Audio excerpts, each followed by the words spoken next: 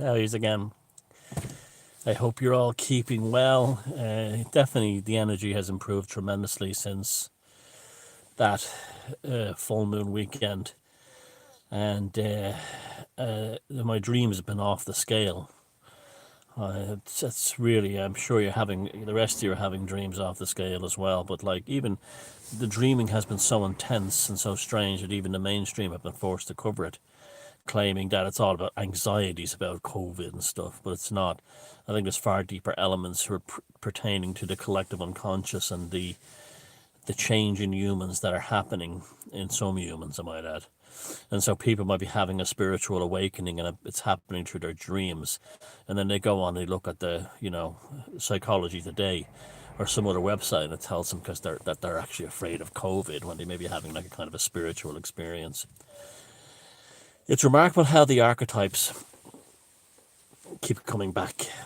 Now, in Ireland at the moment, there's a hullabaloo about the new Minister for Children, who is a member of the Green Party, and he has that look that, Neil Ferguson has and Harold Shipman has, that kind of sort of like nondescript NPC with a bit of power look. And I don't know the guy, he may be a nice guy or anything, but he definitely has a photograph of him, as well as other members of the Irish establishment, literally infatuated with Peter Tatchell. Peter Tatchell is to legalization of paedophilia what Nelson Mandela is to ending apartheid. He has a life that's literally obsessed with man-boy love. That's really his whole legacy. And the evidence is out there and it can be found, no problem.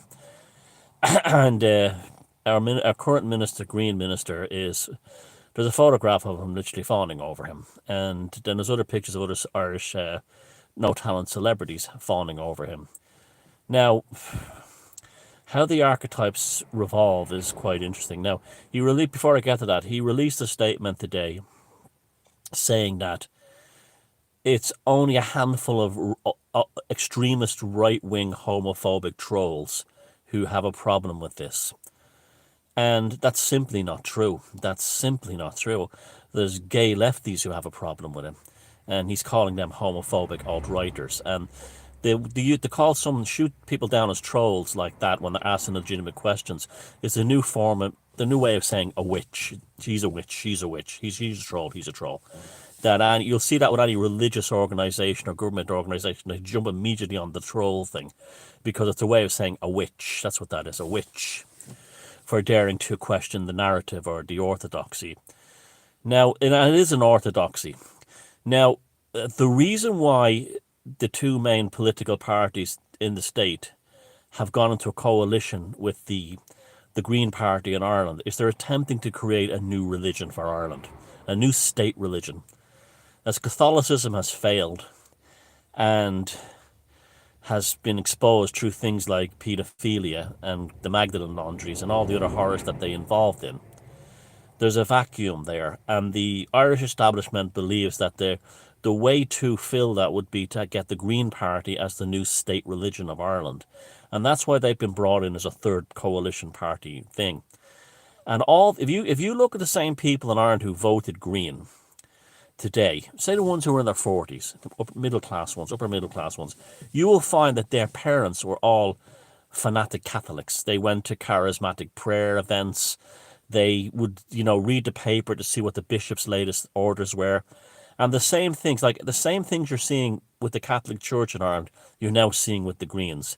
You're seeing censorship. You're seeing literal excommunications for non-believers. This is what they used to do. And Republicans, IRA type Republicans, were excommunicated, and so were communists by the Catholic Church.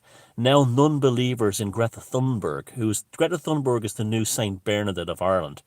You saw that, if you look at the Irish Times, the same people who are writing today that old white men are afraid of Greta Thunberg are their parents and grandparents, who were probably journalists as well, would be writing things like, how dare anyone question the the latest edict from the Pope or the bishops in Maynooth, or the sanctity of Saint Bernard. Isn't it wonderful that Saint Bernadette has now been fully canonized? You know, this kind of thing. They're the same people, the same demographic in our society.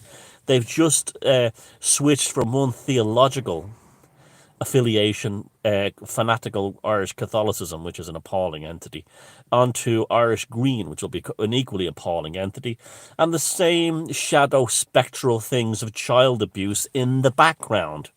In the background, you know, the same funny business around kids in the background. And I have no doubt that in years to come, when the green religion fails, all kinds of you've seen my documentary on the Greens. I'll put the link below. But when the green thing fails, the you'll be full of the same horrors that we heard about with the Catholic Church, because it's the same demographic of our society. Now the main parties, they're canny fuckers all the same. You know, they protected the Catholic Church when both Fianna Fáil and Fine Gael protected the Catholic Church while it went about its monstrous ways in the past. And now they're equally protecting the Green Party. And they're canny fuckers in the sense that when it all goes tits up, they can say, we're not the Catholic Church. What are you blaming us for? We were just doing what the people wanted.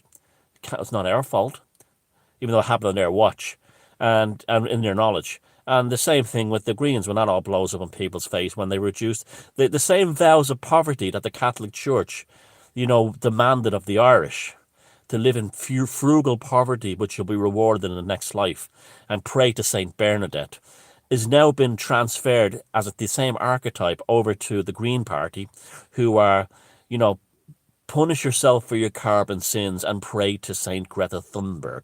The same exact, and then the fruitiness about the same things. You know, men who aren't married with children.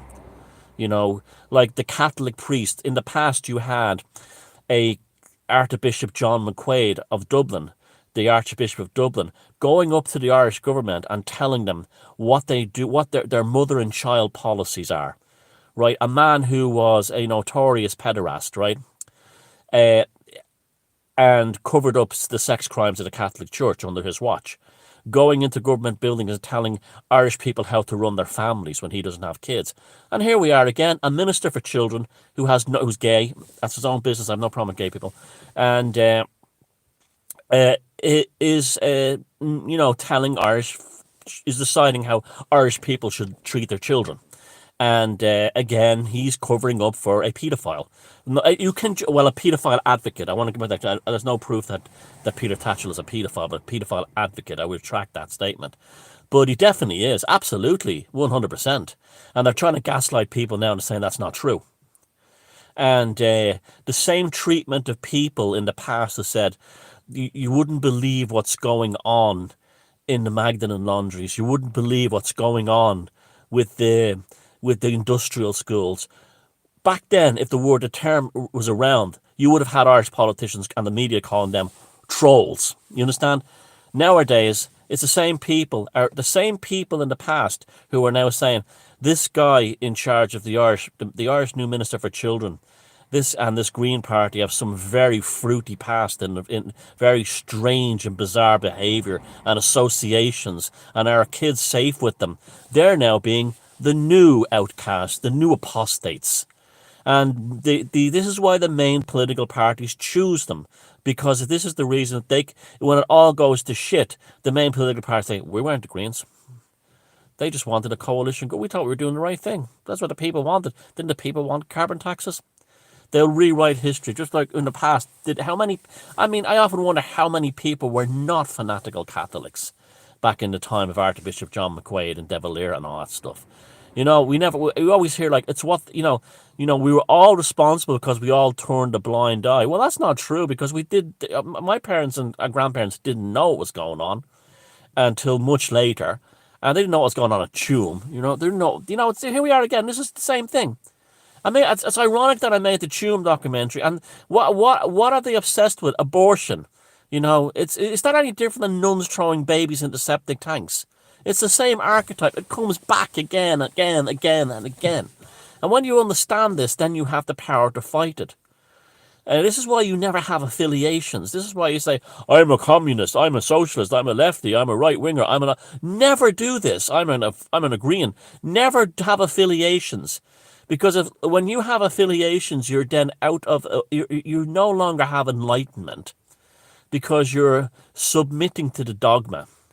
Now, again, this guy, the Minister for Children, he could be a good guy. He could be a nice man. I don't know. But he should not have reacted the way he did. You see, that only sets off red flags. I was kind of hoping he would turn around and say, I made a mistake. It was a stupid thing to do. I understand why people have concerns. Oh no, he charges right in with the usual RTE Irish Times, and there's the Taoiseach right behind him defending him, straight in with the whole thing of like you're alt-right homophobes, Nazis, unbelievers, heretics, and that's the end of it. There's no middle ground. And then, the defenders, which weren't very many, I have to say. There was far more people saying, oh, and that's not good enough excuse. You can't be calling people names just because they have legitimate concerns. You're the Minister of Children. People's concerns are legitimate. But it's just a hissy fit, a mincing pansy hippie. I said something called, but that's what it was. That's what it was like. It was like, the hairdresser salon when the dryers broke down. That's how he behaved. He behaved like a stereotype, okay? Now, I have loads of gay friends who are not like that, okay? I also have gay friends who are quite campy, but they all share one thing in common. They're extreme. They're extremely, and some of them are mincy kind of types as well, flamers, and they are extremely anti-pedophilia and anything to do with reducing the age of consent. They're totally against it in every way. But these guys are trying to make out that somehow all gay people are in favor of this. This is such bullshit, okay? This is for every gay man who thinks Desmond is amazing, there's 10,000 gay men who think it's disgusting that what his parents are doing to that child, okay? Maybe 100,000. And the problem is you have the likes of Pink News, which was actually quite an interesting read. I'm straight, and I used to read this website in the past. It's been taken over by the same way. That in the same way the Irish people have been misrepresented by the globalist agenda of, say, the Irish Times, the gay population has been now taken over by the same globalist agenda and being misrepresented by the likes of Pink News, who are just pushing globalist agendas pertaining to these things. Now, it's a frightening thing to come to terms with, but it's the truth. The globalists want to legalize pedophilia, at least for young boys. They want to lower the age of consent for boys to about 10. They don't really care about girls so much, but definitely boys. And the reason why this is, it's not because they're so, although, as we can see from like Epstein's Island, a lot of them are nonsense anyway. It's not just only that. It's a psychological thing. If they get the average normie, the average NPC meat golem to accept pedophilia being legalized, they will do anything. They will do it. It's a litmus test. It's a threshold crossing. It's a boundary crasher. And because that means they've given up basically every single boundary there is, and they can legalize and bring in anything they want, from eugenics to euthanasia to putting microchips in people to a cashless society, because they know that is why it's sacrosanct to them. This is why it's the holy grail of globalism is legalization of pedophilia. And I'm wheezing a bit, sorry. And even it's not asthma, it's a fucking fly went in my mouth. But it's to do with destruction of psychic and cognitive integration and boundaries. That's all it's about. Nothing else. They don't really care about anything else. These people will do anything they want. They have to do it to control the world, and that means destroying children. By sexualizing them, they'll do it. It's just business. They're psychopaths, and that's how they think. Now, this thing of shutting this one, I don't think this one will fly. There's too many people are saying, no, you can't really answer the question like that. It's not. You can't call people with legitimate concerns extreme right-wing homophobes and trolls. You can't call them that. You have to You're not. That's this in the past. Politicians are supposed to meet people halfway. You know, if but once they get if before he was elected, he would have groveled. Right now, he has the position of power and and he's a minister. It's like, fuck you. That's what he's like. It's just like the RT producer or whatever he was, who was entrapped by paedophile hunters at a Leeds United match in England last year or 2 years ago. He was smirking on his face because he knew RT would protect him, even though he got laid off. I'm sure he got some kind of golden handshake and a pension, and he knew he wouldn't have any problems because they don't care. They don't. It's once they're in a position of power, it's screw you. Now that's why the first. This is a country that's economically ruined from the COVID lockdown. The government's first order of business was to create a new household media tax to plough it into the national broadcaster RTE because propaganda isn't cheap.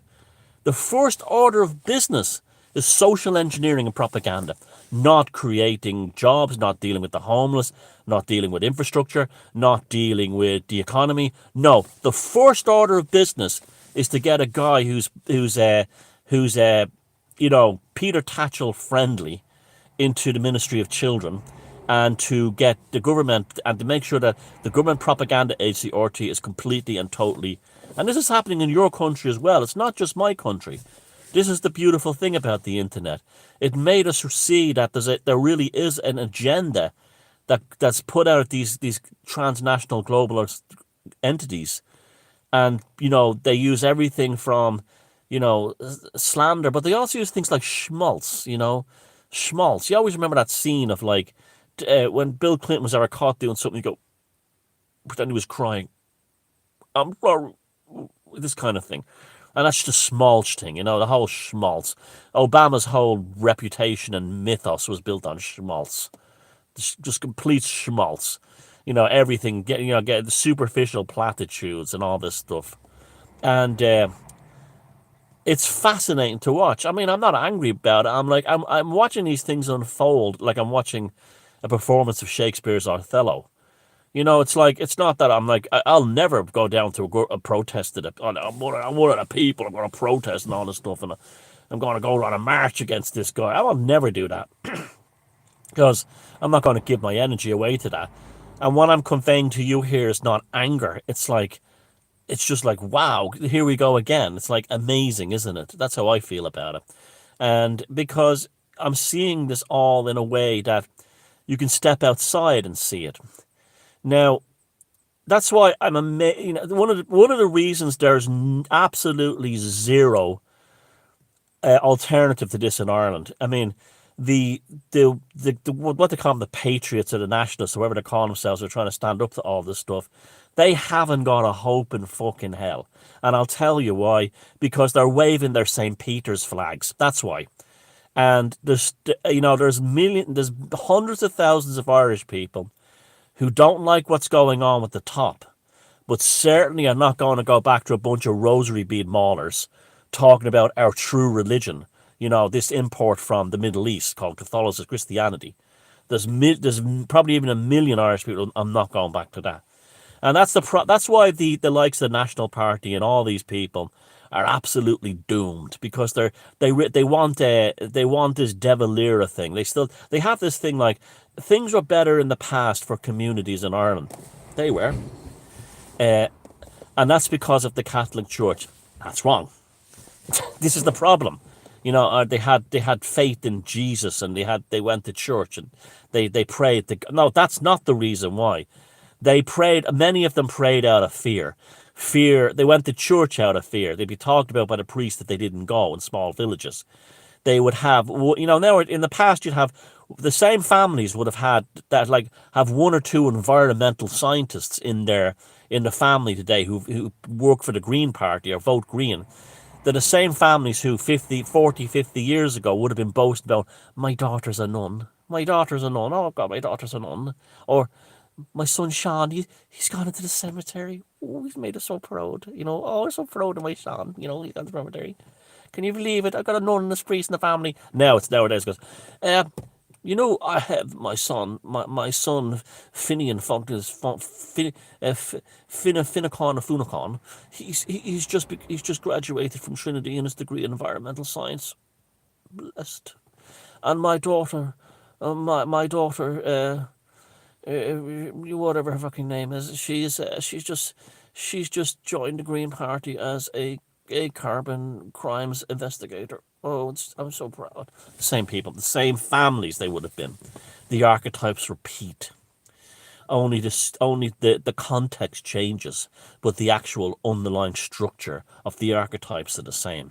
And that's where Ireland is now. That's where we're heading, and it'll fall apart too, of course, in time. That's why I don't get. That's why I don't be arsed, like protesting about it or anything like that, because they're unnatural. Anything rooted in monotheism and Abrahamic religions.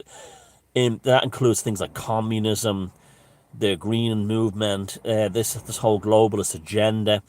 These are unnatural to the souls of Europeans and Westerners and people of European extraction, and therefore they're doomed to fail. They're always doomed to fail. I mean, look at the power of the Catholic Church. It still has tremendous power, but not like it used to. Not like it used to. And I'm talking even like going back to the 90s, John Paul II, he wielded tremendous political power. Not like that now, because of all the sex scandals that came out. See, these things are fleeting. They move. So that's, when fundamentalist Christians say the green movement is a new religion, they're absolutely right. I agree with that completely. But when they say it's a pagan religion, they're completely wrong, because pagans don't have a centralized structure of anything. There's no pagan religion that has a book, or they have sacred. The way that the Greens hold up an inconvenient truth. In Ireland, you have this ridiculous book called Ireland is Burning, by a guy called Cunningham, an RT reporter, of course, and it's the biggest load. It was published in like the 90s, and it's the biggest load of shit. He talks about like Ireland having a tropical desert in the middle of them. It's the usual crap they were peddling back then. And it's a religious text. Sin, sin, sin, sin, sin. If you don't do anything, you'll be divinely punished by the green, carbon neutral God, Jehovah. It's like you see, and then like the COVID-19, another religion, the same. It's Abrahamism. And I'm telling you, unless you embrace paganism, or at least polytheism, and it's even better to be an agnostic than to actually follow these centralized Abrahamic rule books, whether they be communism, Christianity, Islam, globalization. These will always let you down. They will all, because they're unnatural to your European soul. Unnatural, completely unnatural. And that's why we never attain. I mean, people say to me, "Well, what's you're full of shit. What's your political outlook?" And I say, I honestly believe that if we had a traditional anarchy, which is a government that has no philosophical mandate, it's purely an administrative structure, what the civil service is supposed to be, but that's riddled with dogma, and it just administrates. That's all it does. It doesn't have any philosophical trust. And then we have local governments, and you could still have the nation of Ireland, but maybe something like a federal thing where each province and maybe the Greater Dublin region all have their own local regional government. And if one place turns to shit and you don't like it, you can move to another. You wouldn't have to give up your Irishness, but that would be my ideal solution. The bigger a government is, the more horrible it is. That's just the end of it. Show me a major government that hasn't committed major crimes against its people, and that includes the United States. And I love the United States. I love America. I love Americans. I love that country. It really is a wonderful place of land. But it's built on the backs of Native Americans and First Nation people who were basically driven off their land. And that's just like the Aborigines in Australia and everything. It's unfortunate these things have to happen, and amends should be made. I mean, they talk about Black Lives Matter, but no one ever seems to care about Native Americans. And to me, they got it much worse than anyone. And I mean, it's just it just seems to me that's like a horrible thing that's never been really made amends for. But again, it's a gigantic nation was building an empire, just like Russia. just like Mao's China. Although the United States was the most benign of all of them, there's no doubt about that. They was the most benign of all of them. The United, if there was one giant nation that did have, the most honor, it was definitely the USA. Absolutely, that rose to that level of power. And you didn't have the purges like you had in Stalin's Russia, but that was communism. Communism is a psychiatric issue. Communism and Marxism are not political philosophies; they're mental illnesses. They should be in the American Psychiatric Association's DSM manual. Uh, being a Marxist should be right there, right beside, borderline personality and histrionic personality disorder. Because that's what that is. Marxism is a mental illness. It really is. It's a psychological disorder, and the proof of this is endless. It's just all you look at the slaughter that Marxists have done all over the world, and it also appeals to. It's also a disorder based on people of low intelligence. A classic example of that is when that gobshite Russell Brand was when he did that Newsnight thing and went all the money from the bank should be distributed amongst as an international socialist system. And I was like, what the fuck is that? Huh? I knew right away he was on an agenda. I mean, whether it was cashless or something, and the fact that he goes on the New Statesman, the Fabian Society, London School of Economics, all the mouthpieces behind the BBC, and so all the dumb truthers all thought he was wonderful because truthers are dumb morons anyway, and they all thought he was wonderful, even though he was playing the globalist game completely. But anyway, he tweeted something. It was a picture of my favourite books, like these are I'm reading these books, like these are my favourite books, like on international socialism, and from my 7 houses that are worth over £10 million each, redistribution of wealth, and there were things like Das Kapital by Engels and Marx the Communist Manifesto and Noam Chomsky and all this other stuff, and all his followers. You could just see the stupidity right there. Like it was like, they look like good books. I'm going to read them. He didn't even know what they were about, but because he puts a picture of them, I'm going to read them. Russ has got. He says, "Oh, I should read Das Kapital. I wonder is it any good, like, Now this is like what they did, like, and you see I saw an interview the other day where some guy went down the street with meaning Black Lives Matter people, and SJW in America, and asked them questions like, when was the American Declaration of Independence? They were saying things like 1981. These people don't even have the basic understanding of anything. And it's been like that for years. It's like that for years. This is what the education system spews forth. These are the discharges of the globalist abyss. This is what that spews forth. I can remember years ago, I used to meet people when I worked for Goldman Sachs on Wall Street. I used to meet people who had, like, they were actuaries, and that's a difficult one to become, and lawyers and economists, all like third level degrees from Ivy League universities, and they didn't know nothing except their job, and yet they were supposed to be like the greatest minds in the world. Oh, but fuck me, they knew the plot line of every episode of Friends. Oh, they did. Oh, they knew every episode of Friends, and that's what the globalists want. There's no polymathic element to education. They just learn exactly their specialized field, and in every other way, they're a fucking vegetable. And this is where we are today, and that's why, like on the Velocity of Now, I do those sort of like artistic vignettes, is because that's the only way I can get it out there what we're dealing with. We're not, the statue is me. I have nothing inside me. I mean, when they set the elk one on fire, that was the ultimate valid. Well, you hear me talk. I'm not going to say the same thing again. But yeah, the archetypes, they keep coming back, and what you look for are peoples who are archetype breakers. By that, they seem, the ones who seem quite unique and out there on their own. It's like, wow, there's never been anyone like her before. Whoa, like Kate Bush, right? Jesus, there's never been anyone like him before. Robert Anton Wilson. I can't really compare him to anyone. And these are your sages. The ones who are, you watch them and you go, who is this person? Who is this woman? Who is this man? They're really saying something I've never heard before and, and expressing it in a way. That's your sages. That's your Brahmins. That's your lead. That's your elders. I won't say leaders, but they're the ones you should inspire you to actually follow the same path yourself, and saying, no, I am not going to conform to a globalist archetype or a recurring Abrahamic monotheistic archetype. I'm not going to be like this. Am I like this because I'm really like, do I believe these things because I really believe them, or am I just the archetype of my parents in a new form, or my grandparents? And then you think about it, you might say, fuck me, I'm just the same as my parents who I thought were full of shit. And here I am doing the same things but in a different context.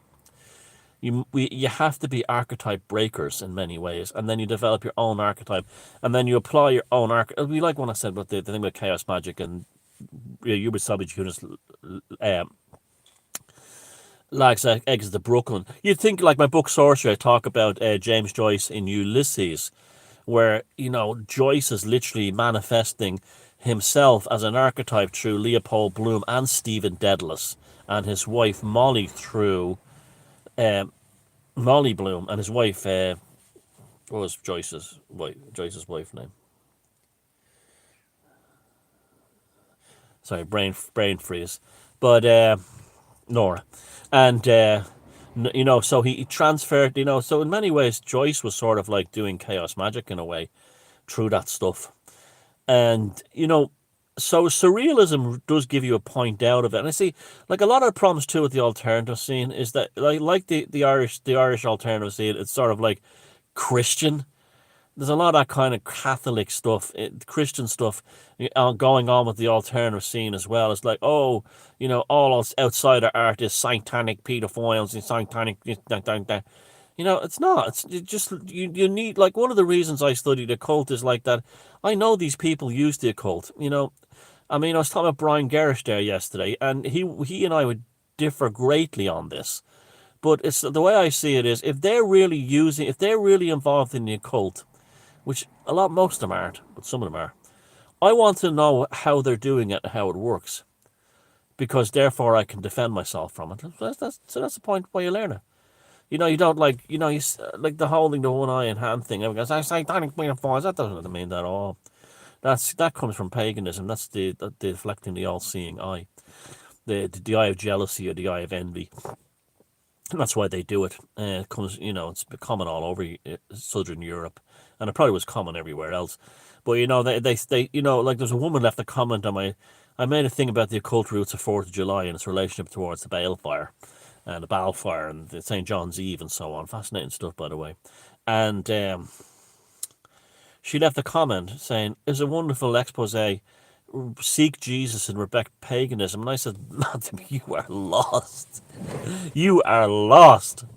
And I says, most of the people that follow my work are paganism. I'm paganism myself, but thanks anyway. But for that, it's because there's two ways of approaching these things. The aspect of fear, which is brought about by dogma, and the aspect of contemplation, understanding, and analysis, which is brought about by studying as archetypes, Jungian psychology, paganism. Because if once you move away from the monotheistic thing, you're free to be a polymath, to see things on many levels and in many different ways. And therefore, you never need a badge to hang your name on. I'm this, I'm that, I'm alt-right, I'm left, I'm Marxist, I'm this. You don't need that anymore. It's gone. It's out the window, and you're free. And once you're free, you're there to explore life in a whole new way that makes you feel a lot better. And I guarantee you, your life will be a lot more successful as well. You're a lot more successful. And you'll handle the slings and arrows of outrageous fortune a lot better. Yeah, and that's what it is. So your man, the Minister of Children in Ireland, what he should have done was, if say we had sane spin doctors in Ireland, right? Not like PR people hired to do globalist propaganda. And he came up to me, and I was his spin doctor or his advisor, and I would say you made a terrible mistake. You understand the hurt that paedophilia has caused in this country by the Catholic Church and child abuse and so on. It was not necessarily a bad mistake of judgment, but I didn't. I'm sorry for the people I've hurt. I totally respect why people have concerns, and I can promise you that anything pertaining to what you fear won't be brought into the public policy in any way. And he would have been fine. He would have been fine. He would have had, but no, he comes right in and says, call them trolls, call them homophobes, call them outright Nazis, or whatever you want to do, or allude to that. And all that does is make things worse, because we live in the name of an age of hissy fit mincing name calling. Nobody debates anymore, and when they name call, it's not, they don't even like name call in a clever way or a cutting or a sarcastic way. It's like, you're bad people, how dare you hurt my feelings, that's what they're like. And that's been extended all through the whole, the Western democratic system. You get away with it, of course, just like Emmett Stagg got away with what he did by when he was caught doing funny business in the Phoenix Park in Dublin, by invoking the anti-Semitic and homophobia card back in his day. And they got away with it because everyone's afraid of challenging the truth, because the logos is more important than the truth. Like the Greeks, they had signs and symbols, and you had the sign, which tells you what something is, 30 miles an hour, Webfoot Junction 30 miles away, stop, halt, children crossing. And then there's the symbol, and the symbol is the association created by the naming or a picture of something. Like the McDonald's arches means food. Well, McDonald's food. You know what I'm saying? Like the logos. The logos is different, and what they've done is they hijacked the amazing concept of logos and twisted it around in a very Marxist way by reframing, to use Brian Gersh's expression, the language again in such a way that when they say troll, that means you're not even human anymore and you have no right to an opinion. Homophobe, you are a person who goes around the streets beating up gay people at night and bashing them. You're a queer basher, and you want gay people wearing, upside down triangles and marched into, racist. This doesn't mean that you say something like, I'm not, I'm concerned about the immigration numbers and the numbers coming in, these numbers, you're automatically then no different than either say call you a racist, and you're automatically, or a xenophobe, a toxic nationalism, and you're the equal of an SS guard at, Buchenwald, and, so on and so forth. They have hijacked logos, and they have turned it into something very sinister and dark. And this is why, because they can't debate. The old thing, like Socrates said, that the last refuge of a debate lost is slander. I think it was Socrates or someone who said that, or Edmund Burke, one of them. And